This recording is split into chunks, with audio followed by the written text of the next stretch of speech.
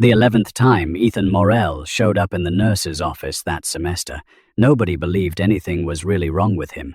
Not the teachers, not the administrators, and certainly not the staff members who assumed the quiet 11-year-old was simply looking for attention. But Avery Collins knew better. The plus-size school nurse had spent years caring for children whose pain didn't appear on medical charts. As Ethan sat on the examination bed, nervously twisting the sleeve of his expensive academy blazer, Avery noticed something nobody else seemed to see. His stomach wasn't hurting. His heart was. And when she gently asked whether he had eaten lunch, the boy's eyes filled with tears before he could stop them. That was the moment Avery realized one of the richest children in New York might also be one of the loneliest. Unfortunately, someone else had just learned her name. Victor Morell, the most feared Mafia boss in New York, and he wanted to know why his son kept talking about a school nurse. Avery Collins had learned something important during her 8 years as a school nurse. Children almost never lied about being hurt. Adults simply misunderstood where the pain was coming from. Every morning, she walked through the polished halls of St. Augustine Academy, one of Manhattan's most prestigious private schools. The academy catered to the children of celebrities, billionaires, politicians, and executives. On the surface, everything looked perfect. The uniforms were immaculate. The classrooms were state-of-the-art. The tuition cost more than most people's yearly salaries. But Avery knew money had a way of hiding problems instead of solving them. Especially when those problems lived inside a child's heart. At 34 years old, Avery stood out in a world obsessed with appearances. She was a plus-size woman with soft curves, round cheeks, and a warm smile that often arrived before her words did. She wasn't glamorous. She wasn't fashionable. And she certainly didn't look like the elegant mothers who stepped out of luxury SUVs every morning wearing designer sunglasses. Some parents looked right through her. Others assumed she lacked ambition. A few treated her with thinly disguised pity. Avery had grown used to it. What mattered to her were the children, and no child worried her more than Ethan Morell. The first time he'd visited her office, he complained of headaches. The second time, nausea. Then stomach pain, then dizziness, then exhaustion. Each symptom was different, but the sadness behind his eyes never changed. That afternoon, Ethan sat quietly in the chair across from her desk. His dark hair was slightly messy. His uniform was perfect. His shoes probably cost more than Avery's monthly grocery budget, yet he looked utterly miserable. Avery handed him a juice box. "Try this." "Thanks." His voice was barely above a whisper. Avery sat beside him rather than across from him. Children opened up more when they didn't feel interrogated. "Did you eat breakfast?" He nodded. "Lunch?" A longer pause, then a shrug. Avery wasn't surprised. "Nobody to eat with?" Ethan stared at the floor. That silence told her everything. The boy wasn't being bullied exactly. Isolation was often harder to spot, and sometimes even crueler. Eventually, Ethan spoke. "My mom used to make pancakes every Friday." Avery's heart squeezed. There it was, the real wound. His mother. She had died 2 years earlier after a sudden illness. The entire city had attended the funeral. News outlets had covered it for days, but public sympathy faded quickly. Children carried grief much longer. "What were her pancakes like?" Avery asked softly. For the first time all day, Ethan smiled. A real smile. Terrible. Avery laughed. "Terrible? They always burned. They couldn't have been that bad." They were. His smile grew wider, but she always said burned pancakes had more personality. Avery smiled too. Sometimes healing started with letting a child remember, not fixing the pain, just making room for it. For 20 minutes, Ethan talked about his mother, his favorite memories, the songs she sang, the books she read, the way she always knew when he was pretending to be okay. When the conversation ended, the color had returned to his face. His stomachache had magically disappeared. Funny how often that happened. As Ethan prepared to leave, he hesitated near the doorway. "Miss Collins? Yes? Do you think my dad misses her?" The question hit harder than Avery expected. She chose her words carefully. "I think people can miss someone very much and still have trouble showing it." Ethan looked down. He's always working. Avery knew exactly who his father was. Everyone did. Victor Morell, a name spoken in whispers throughout New York. Officially, he owned shipping companies, construction firms, and investment groups. Unofficially, rumors followed him everywhere. People feared him, respected him, avoided him. The stories surrounding the Morell empire felt larger than life. Yet none of that mattered to the lonely boy standing in front of her. To Ethan, Victor wasn't a powerful man. He was simply a father who wasn't there. "Maybe he doesn't know how much you need him," Avery said gently. Ethan looked unconvinced. Then the bell rang. The school day was ending. As he walked out, Avery noticed something. His shoulders looked slightly lighter. Just slightly. Sometimes that was enough. But across Manhattan, inside a glass tower overlooking the Hudson River, Victor Morell was ending a meeting worth hundreds of millions of dollars. The 42-year-old Mafia boss sat at the head of a conference table while executives nervously waited for his approval. Tall, broad-shouldered, impeccably dressed. Victor possessed the kind of presence that made grown men choose their words carefully. His cold gray eyes rarely revealed emotion. Ever since losing his wife, he had buried himself in work.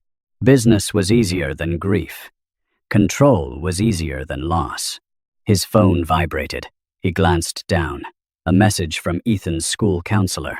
A routine report. Most of it was forgettable, until one line caught his attention. "Ethan continues to show positive emotional responses after meetings with Nurse Avery Collins." Victor frowned. Then he read the sentence again.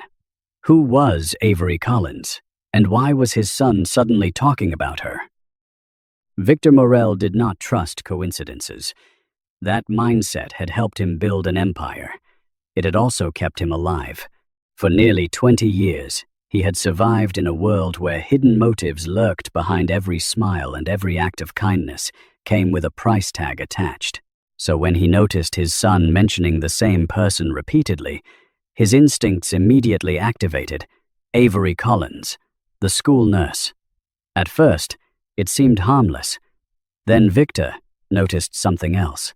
Ethan was changing. The boy smiled more often. He complained less. For the first time since his mother's death, there were moments when he looked almost happy. Most parents would have celebrated that. Victor became suspicious. Late one evening, he sat alone inside his penthouse office overlooking Manhattan. The city lights stretched endlessly beyond the glass walls. A crystal tumbler rested untouched beside him. His attention remained fixed on the report in front of him. A routine school wellness summary. Avery's name appeared 3 times.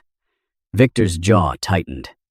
People rarely entered his son's life without wanting something, especially when that son carried the Morell name. He pressed a button on his desk. A moment later, his longtime advisor stepped into the room. Gabriel Russo had worked beside Victor for almost 15 years. He knew better than anyone how Victor's mind worked. "You needed me?"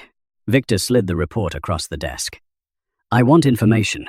Gabriel glanced down. "A school nurse? I want information." Gabriel nodded. That meant the discussion was over.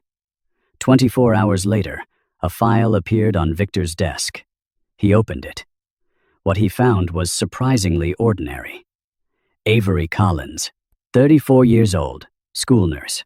No criminal history, no suspicious financial activity, no lawsuits, no scandals, no hidden connections, nothing.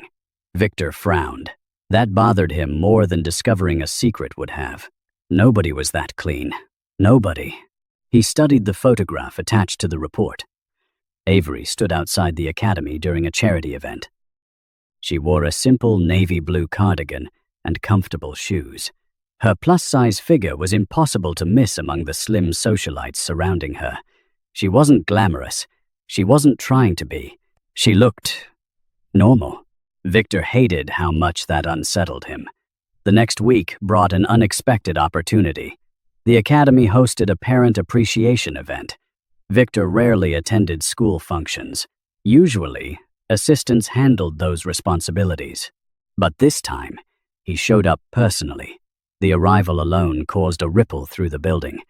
Parents whispered. Teachers straightened their posture. Administrators suddenly became eager to help. Victor was used to that reaction. Power always arrived before he did. As he moved through the crowded hallway, his attention landed on a woman standing near a bulletin board covered with student artwork, Avery Collins. Even from a distance, he recognized her. She was speaking with a nervous little girl. The child looked upset. Avery crouched slightly, despite the obvious discomfort it caused her knees. She listened patiently. No rushing, no distractions, no performance, just genuine attention. A few moments later, the girl smiled and walked away. Victor watched the interaction carefully. Something felt unusual, not manipulative, not strategic, just sincere. Still, he refused to trust appearances. As Avery turned, she nearly walked directly into him. For a brief second, surprise flashed across her face. Then it disappeared. Unlike everyone else in the building, she didn't look intimidated. That alone irritated him. Mr. Morell. Her voice remained calm. You know who I am. A small smile appeared. It's difficult not to. Most people would have sounded nervous saying that. Avery didn't. Victor studied her. Up close, she looked even less like the kind of woman he had imagined. There were no designer clothes, no carefully crafted image, no attempt to impress him. No, she simply looked like someone who had spent her day taking care of children. You're Avery Collins. I am. My son speaks about you often. Avery's expression softened instantly. The change was impossible to miss. Not because Victor was standing there, because Ethan's name had been mentioned. He's a wonderful kid.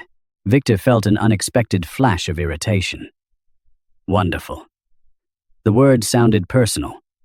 Too personal. Is he? Avery looked directly at him. Yes. No hesitation. No calculation. Just certainty. Victor folded his arms. What exactly happens during these visits? Avery immediately recognized the tone. Protective father, suspicious father, possibly dangerous father. I listen. Victor waited. She continued. Sometimes, children need someone to listen. That's your professional assessment? It is. Victor's eyes narrowed. My son has access to therapists. Therapists are wonderful.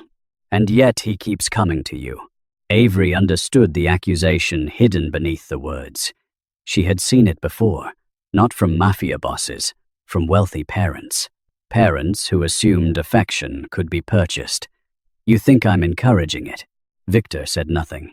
His silence answered for him. Avery folded her hands. Mr. Morell, Ethan doesn't visit because I'm special. Then why? The answer came quietly. Because he's lonely. The words landed harder than either of them expected. Victor's expression darkened immediately. Lonely. The accusation felt personal, almost insulting. I provide everything he needs. Avery's eyes softened. And somehow that felt worse than criticism. Children need more than things. For a moment, absolute silence settled between them. The most feared mafia boss in New York stood face to face with a school nurse who wasn't afraid of him. And for the first time in years, someone had spoken a truth he didn't want to hear.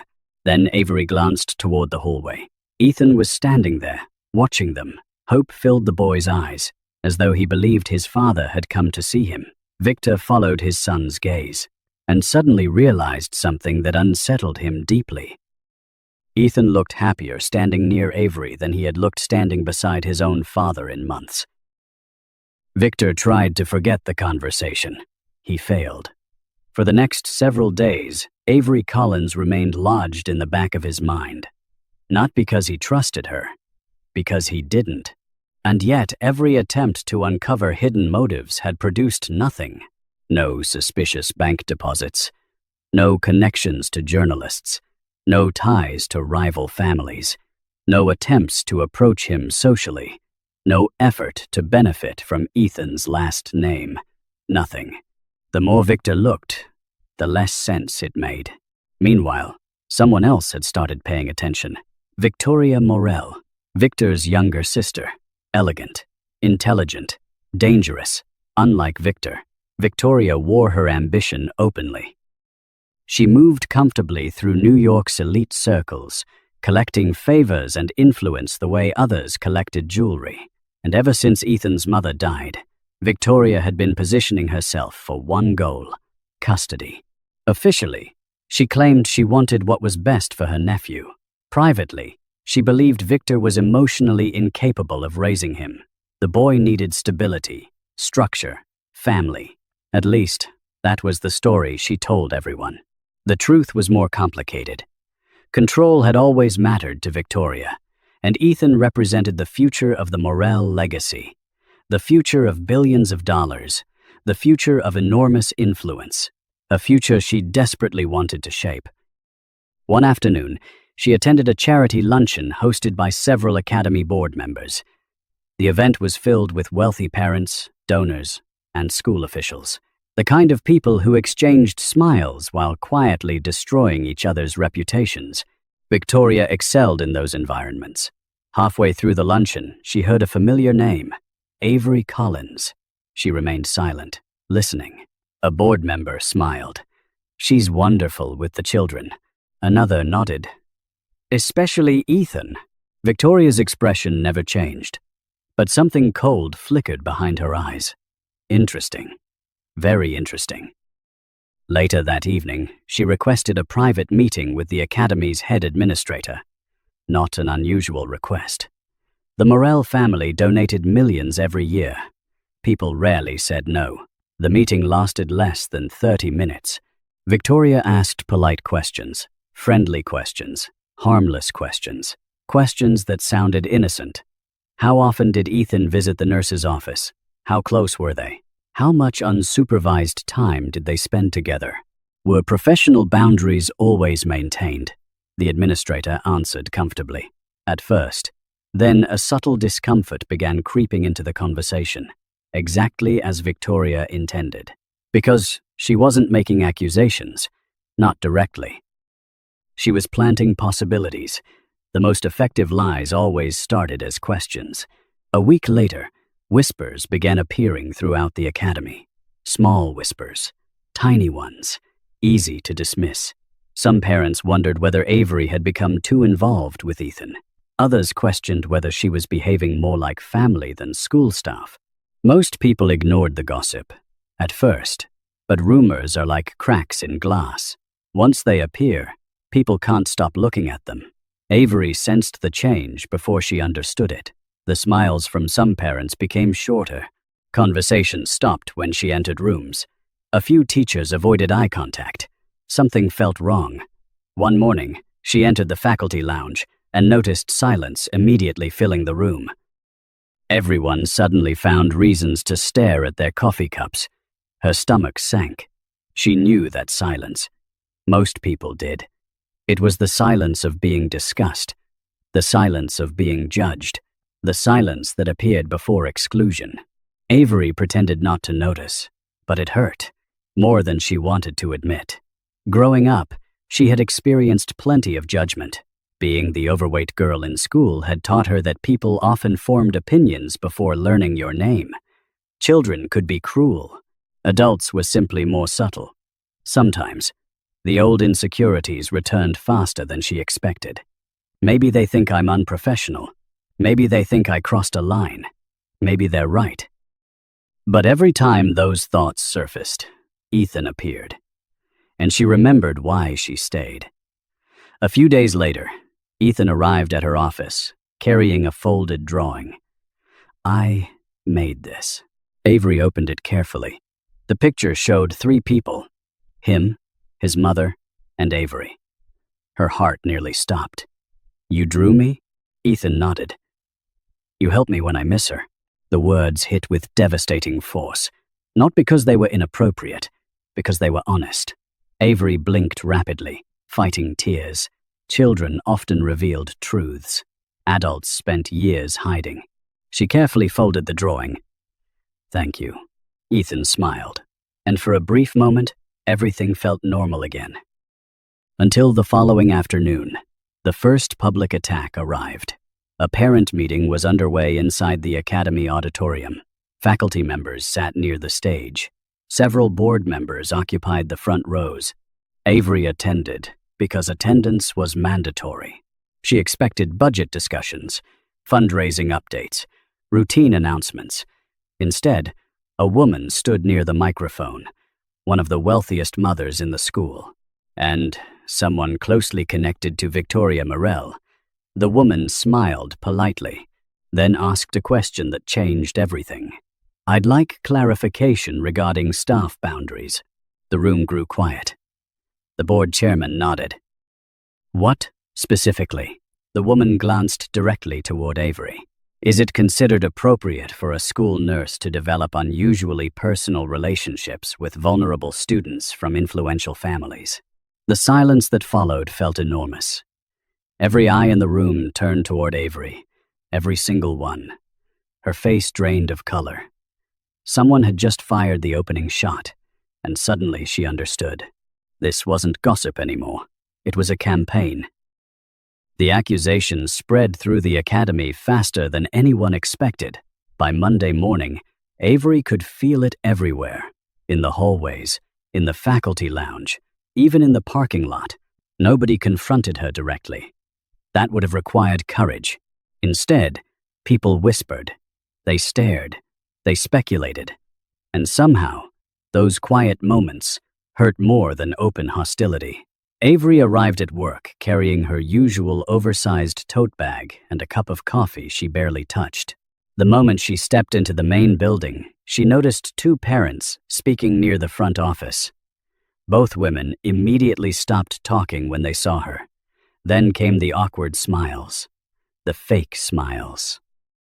The kind that said everything without saying a word. Avery lowered her eyes and continued walking. Her chest felt tight.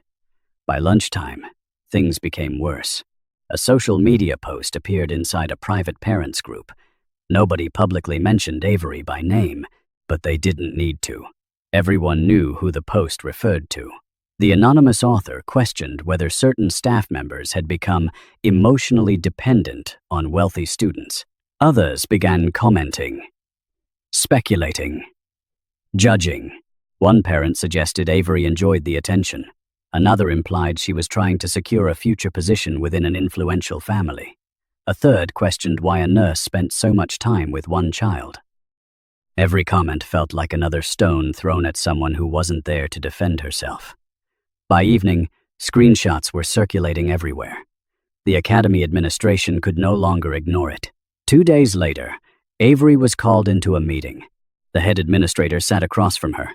His expression was uncomfortable, embarrassed, almost apologetic. That made Avery nervous immediately. "Avery," he paused. "We've received concerns." Her stomach dropped. "What kind of concerns?" He slid a folder across the desk. Inside were printed emails, parent complaints, screenshots, anonymous statements, rumors disguised as concerns. Avery's face turned pale. She read every page. Then read them again. The accusations were absurd. Yet seeing them written down somehow made them feel real. One message claimed she was manipulating Ethan emotionally. Another suggested she had become obsessed with the Morell family. One even implied she hoped to gain access to Victor's fortune. Avery almost laughed. Not because it was funny, because it was ridiculous. She had never asked Victor for anything, never attended a social event, never accepted gifts, never crossed professional boundaries. And yet, none of that mattered. Rumors rarely depended on truth. The administrator cleared his throat. "We're required to investigate." 1. The words felt like a punch. "Investigate what?" Nothing has been proven, because there's nothing to prove. I know that. But his expression revealed another truth. He wasn't sure everyone else believed it. Avery left the office feeling numb. Outside, rain had started falling across Manhattan. She sat in her car for nearly 20 minutes before driving home. For the first time in years, she wondered whether she should quit. Not because she was guilty, because she was exhausted. People always talked about how strong kindness was. They rarely talked about how lonely it could become. Meanwhile, another person was beginning to notice the consequences: Ethan. Children always noticed more than adults realized.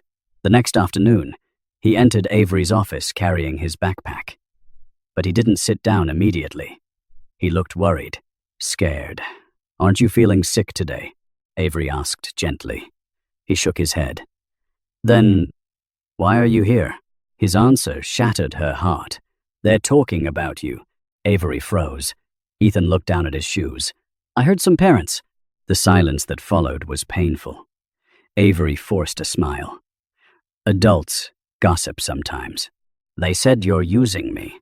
His voice cracked. The words felt wrong coming from an 11-year-old. A child should never have to repeat things like that.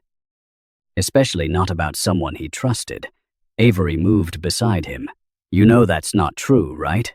Ethan nodded immediately, too quickly, as if he feared she might disappear if he hesitated. "You're my friend." The simple statement nearly brought tears to her eyes. Not because she wanted friendship, because Ethan needed one. And somewhere along the way, she had become that person. For a moment, neither of them spoke. Then Ethan asked the question she had been dreading. "Are they going to make you leave?" Avery couldn't answer, because she didn't know. That uncertainty terrified her. Across the city, Victor Morell was having his own conversation. His sister sat across from him inside a private restaurant. Victoria sipped wine elegantly, every movement carefully controlled. "I heard the school is investigating that nurse." Nurse. Victor's expression remained unreadable. "So?" Victoria smiled. "So maybe it's necessary." Victor said nothing. Victoria continued.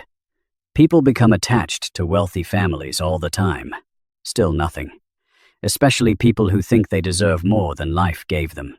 Something about the comment bothered him deeply.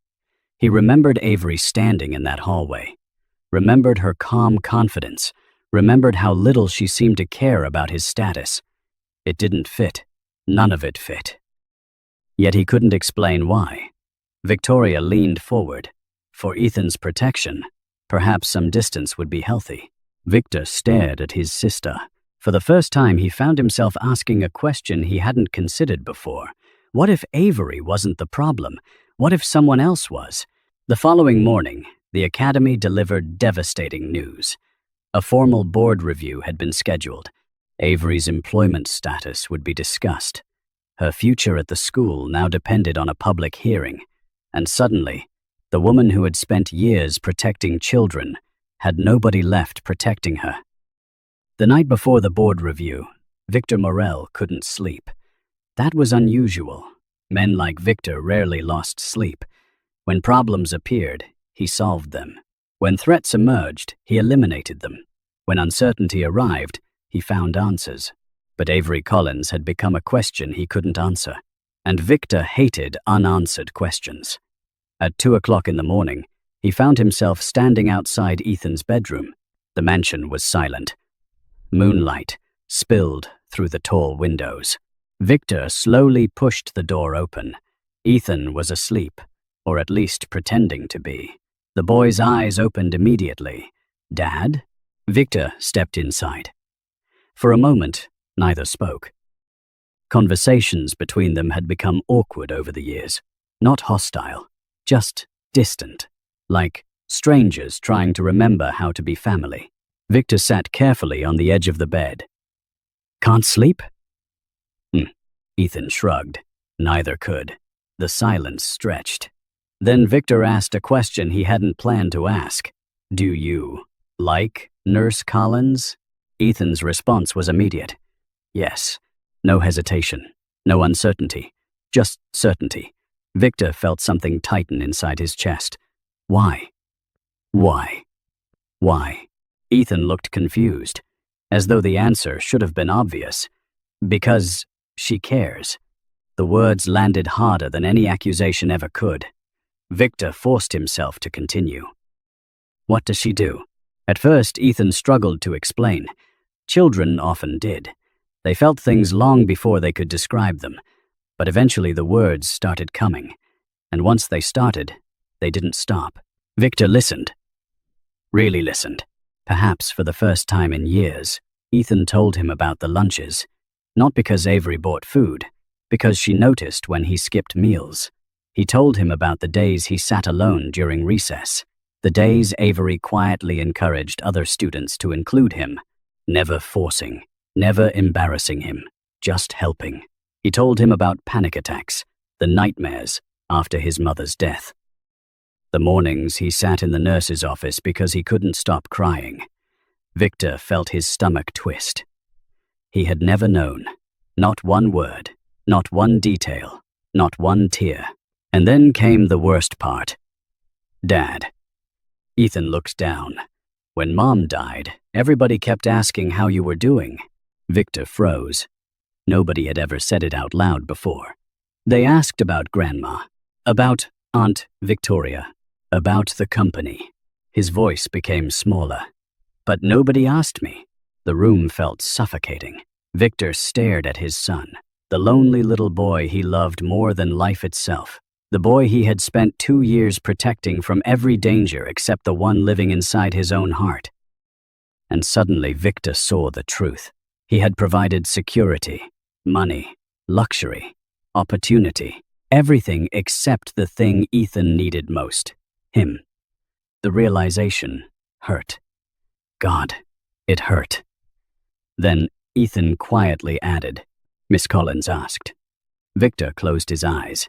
For the first time in years, shame settled heavily on his shoulders. The next morning, Victor requested something he almost never requested. Crods. Every interaction involving Ethan and Avery, every counseling referral, every incident report, every communication, nothing hidden, nothing filtered. Within hours, a stack of files appeared on his desk. Victor began reading, and with every page, his guilt deepened. He discovered that Avery had noticed Ethan's grief almost immediately. Before counselors, before teachers, before family members, before him. She documented behavioral changes, withdrawal, anxiety, isolation, sleep issues, academic decline. All the signs had been there. Victor simply hadn't seen them. Then came another file, a bullying report. Victor's hands tightened. Apparently several boys had mocked Ethan during lunch, not because of his father, because he cried, because he missed his mother. One student had called him weak. Another called him broken. Victor felt cold fury rising inside him. But what caught his attention next was Avery's response. She never escalated the situation publicly, never humiliated the children. Instead, she worked quietly with teachers and counselors. The behavior stopped. Ethan never even knew how much effort she invested. Victor kept reading. Then another document appeared. Academic intervention notes. Ethan's grades had begun slipping months earlier. Again, Avery noticed first. She coordinated support, tutoring, teacher meetings, progress reviews. Things completely outside her job description. Things nobody asked her to do. Things she gained absolutely nothing from. Victor sat back slowly. His office suddenly felt very quiet. A thought entered his mind, one that made him deeply uncomfortable. Avery Collins had done more to help his son heal than anyone else in Ethan's life, including him. The realization was devastating. But the final discovery shattered him completely. Near the bottom of the pile sat a sealed envelope. Inside was a drawing, the same drawing Ethan had given Avery. Victor stared at it. 3 people, Ethan, his mother, Avery, attached, was a note written in Ethan's childish handwriting. Miss Collins makes me feel like Mom didn't disappear completely. Victor's vision blurred. For several seconds, he couldn't breathe. He wasn't a man who cried. He hadn't cried at funerals. He hadn't cried at business betrayals. He hadn't cried when enemies died. But now his eyes burned. Because he finally understood something. Avery never tried to replace Ethan's mother. She had simply refused to let a grieving child suffer alone. And for that kindness, she was being destroyed. A knock interrupted his thoughts. Gabriel entered. One look at Victor's face told him something significant had happened. "What is it?" Victor stared at the documents scattered across the desk. Then he spoke quietly, dangerously quietly. "I was wrong." Gabriel raised an eyebrow. That sentence almost never left Victor Morell's mouth. Victor stood. The atmosphere inside the room shifted instantly. The same energy that made rivals fear him filled the space. Except this time it wasn't directed at enemies. It was directed at injustice. "They're holding the review tomorrow." Gabriel nodded. "Yes." Victor picked up Ethan's drawing, carefully, almost reverently. Then he looked toward the Manhattan skyline. The city belonged to men like him, men with power, men with influence, men who could change outcomes. For weeks, Avery Collins had stood alone while everyone questioned her character. That ended now, because Victor Morell finally knew the truth. And when the most powerful man in the room decides to stand beside you, everything changes. The board review was scheduled for 9 o'clock on a gray Thursday morning. By 8:30, the auditorium was already full. Parents filled the seats. Teachers lined the walls. Administrators shuffled paperwork nervously. Everyone knew this hearing was no longer about policy. It had become a public trial, and Avery Collins was the defendant. As she entered the room, dozens of eyes followed her, some sympathetic, some curious, others openly judgmental. Avery felt every stare. She wore a simple dark blue dress beneath a long cardigan. Nothing flashy, nothing expensive, just professional. Yet years of being judged for her appearance suddenly returned all at once. She became painfully aware of her plus-size frame, the softness of her body, the way certain people looked at her before deciding who she was. Her hands trembled slightly, not because she had done anything wrong, because she was tired. Tired of defending her character, tired of proving her worth, tired of being measured against assumptions. At the opposite side of the room sat Victor Morell, elegant as always. Perfect posture, perfect smile, perfect image. The picture of sophistication. If someone didn't know better, they would think she was attending a charity gala, not orchestrating someone's destruction. The board chairman called the meeting to order. Formal statements began. Policy reviews, procedural explanations, legal language. Then the accusations started. One parent stood first. "I believe professional boundaries were crossed." Another followed. The relationship became inappropriate. A third added, "Certain students received preferential treatment." Each statement was carefully worded. Just vague enough to avoid legal consequences. Just damaging enough to poison opinions. Avery sat quietly, listening, absorbing, enduring. Then Victoria stood, and the room instantly paid attention. She carried influence, money, status. People listened when she spoke. "I want to be clear," Victoria began softly. "This is not personal. The biggest lies usually started that way. My concern is Ethan." She paused dramatically. "My nephew is vulnerable." Several people nodded. Victoria continued. "After losing his mother, he became emotionally dependent on an employee who was never trained to occupy such a role." Avery felt her stomach drop. The words were devastating because they sounded reasonable. That was Victoria's gift. She wrapped cruelty inside concern. The room grew quieter. Then even worse. Victoria looked directly at Avery. I believe certain relationships were encouraged rather than discouraged. The implication hung heavily in the air. Several parents exchanged looks. The damage was working. For the first time, Avery stood. Her voice shook initially, but only initially. I never encouraged dependency. Silence. I encouraged healing. No one interrupted. I listened to a child who was grieving. Her eyes moved through the audience. I never asked for recognition. She swallowed hard. I never asked for influence. Another breath. And I certainly never asked to become the target of rumors. The room remained still. Some people looked uncomfortable. Others avoided eye contact entirely. Avery continued. I did my job. Her voice cracked slightly. But more importantly, she looked toward Ethan, who sat quietly near the back. I cared. For a moment, emotion filled the room. Real emotion, not manipulation, not performance. Just truth. Yet, Victoria wasn't finished. She calmly produced a folder. The issue isn't intention. She opened it. The issue is judgment. Inside were photographs, copies of notes, records of visits, context carefully removed, presented in the worst possible light. Avery felt her pulse racing. This was exactly what Victoria had planned, not to prove wrongdoing, to create doubt. And doubt was often enough. The chairman looked uneasy. Board members whispered among themselves. The atmosphere shifted. Avery could feel it. She was losing. Then, the auditorium doors opened. Every head turned.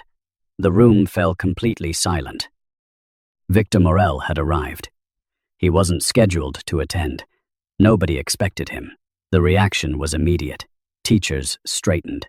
Parents stopped whispering. Even board members looked nervous. Victor moved through the room with the calm confidence of a man accustomed to power. Tall, imposing, immaculately dressed. The kind of man whose presence changed the temperature of a room. His expression was unreadable, but his eyes were fixed on one person, Avery. She looked stunned. Victoria looked concerned. For the first time all morning, Victor approached the front slowly. The chairman cleared his throat. Mr. Morell, I'll be brief. His deep voice filled the auditorium effortlessly. Nobody interrupted. Nobody dared. Victor turned toward the board. For weeks, this woman has been accused of manipulating my son. Silence. I investigated those accusations myself. Victoria's confidence flickered, just slightly. Victor continued. I reviewed every record. Every eye remained locked on him. I spoke with counselors. No, teachers, staff, and most importantly, his voice softened. My son. The room held its breath. Victor reached into his jacket, then placed a stack of documents on the table. The evidence is overwhelming. Victoria relaxed slightly. She thought she knew what was coming. She was wrong. Victor looked directly at Avery, then back at the audience. The evidence proves that Avery Collins did something none of us managed to do. A long pause followed. His next words shattered the room. She noticed a child who was suffering while the rest of us were too distracted to see him. Complete silence. Victor stepped forward. Every sentence landed harder than the last. When Ethan stopped eating, she noticed. When he was being bullied, she noticed. When his grades dropped, she noticed. When he cried himself to sleep, missing his mother. Victor's voice almost broke. She noticed. Many people lowered their eyes, ashamed. Victor continued. I am Ethan's father. The admission seemed to cost him something, and I missed things she saw immediately. Avery stared at him in shock. So did everyone else. Victoria attempted to intervene. Victor, no. The single word stopped her cold. The temperature in the room changed instantly. For the first time, people remembered exactly who Victor Morell was. Not the businessman, not the donor. The man nobody challenged. He turned toward his sister. His eyes were ice. "You didn't protect Ethan." Victoria froze. Victor's voice remained calm, dangerously calm. "You used him." The accusation hit like a thunderclap. Gasps spread through the audience. Victoria's face lost color. Victor wasn't finished. "You manufactured suspicion. You spread rumors. You attacked the only person who consistently showed up for him." The room exploded into whispers. Board members exchanged alarmed looks. Everything was unraveling, and suddenly the woman who had spent weeks being judged wasn't standing alone anymore. The silence that followed Victor's words felt almost unreal. Nobody moved. Nobody spoke. The entire auditorium seemed frozen in place. For weeks, Avery Collins had been the person everyone questioned. Now, for the first time, people were questioning themselves. Victor Morell's composure finally cracked. Only slightly, but it was enough. The confident smile disappeared. The carefully constructed image began to crumble. "That's ridiculous," she said sharply. Her voice lacked the certainty it once carried. Victor didn't even look at her. His attention remained fixed on the board members, on the parents, on every person who had helped turn a compassionate school nurse into a target. "The accusations against Avery Collins are not supported by facts." His voice echoed through the room. "They are supported by assumptions." Nobody argued, because deep down, everyone knew he was right. Victor continued. "Some of you saw a plus-size woman spending time with a wealthy child and decided there had to be an agenda." Avery lowered her eyes. The words struck deeply because they were true. Too true. Victor wasn't finished. "You judged her before examining the evidence." 9. His gaze swept across the room. "You assumed her kindness was manipulation." Another painful silence followed. "And that's a reflection of your character, not hers." The statement hit harder than any threat, because it exposed something uncomfortable. People preferred believing in hidden motives. It was easier than accepting genuine kindness. The chairman cleared his throat. His face was visibly red. After reviewing the documentation presented by Mr. Morell, and after examining the complete records, the board has reached a decision. Avery's pulse raced. The room held its breath. "All allegations are dismissed." A collective murmur spread through the audience. The chairman continued. "There is no evidence of misconduct, no evidence of boundary violations, no evidence of inappropriate behavior. In fact," he paused, "we believe Nurse Collins has demonstrated exceptional dedication to student welfare." Avery closed her eyes. The relief was immediate, overwhelming.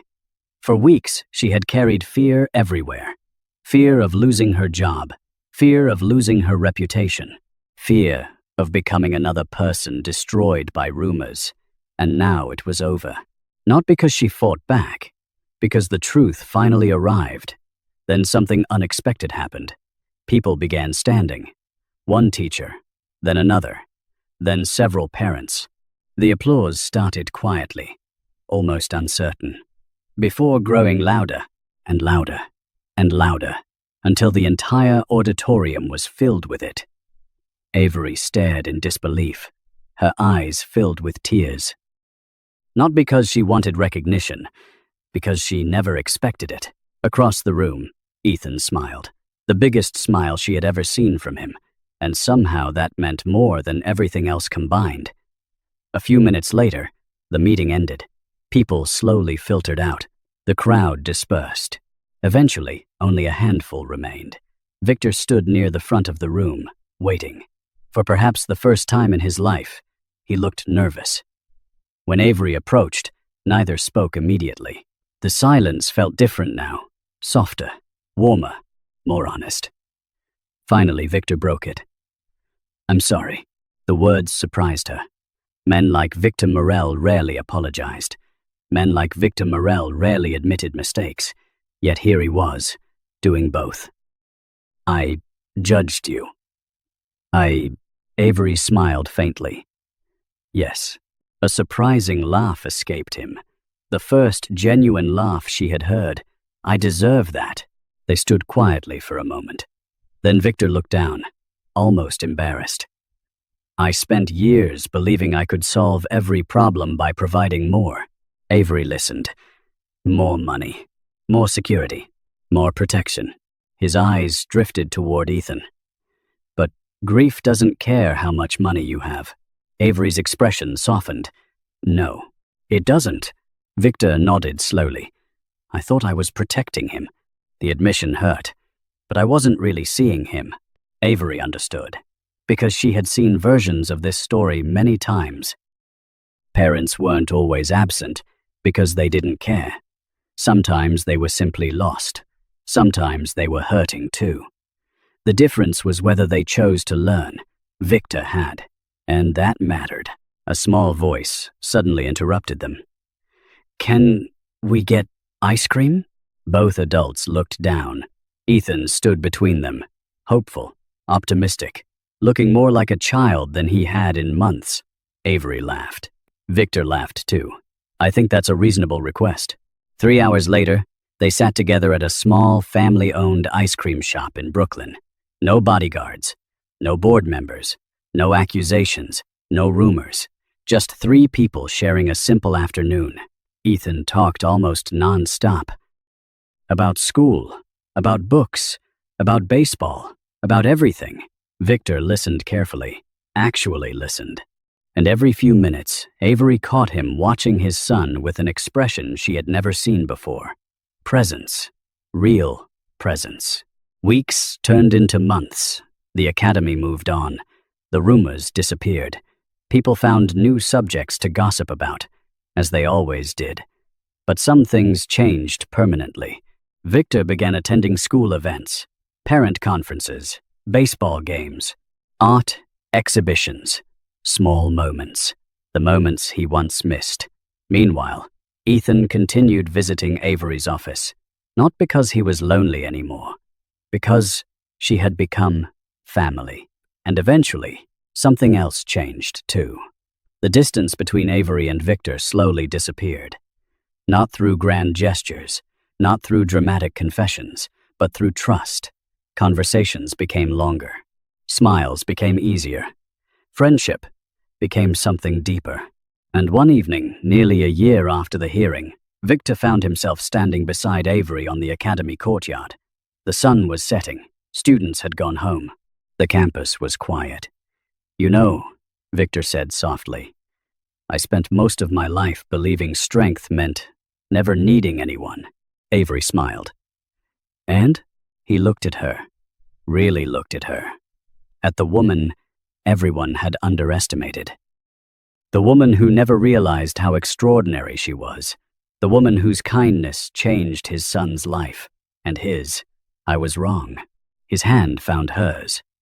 Warm, certain, comfortable. For once, Avery didn't pull away. Victor smiled, then spoke the words that would eventually become legendary among everyone who knew the story. "The woman everyone accused of wanting something from my family." He glanced toward Ethan, laughing with friends across the field. "Was the only person who gave my son what money never could."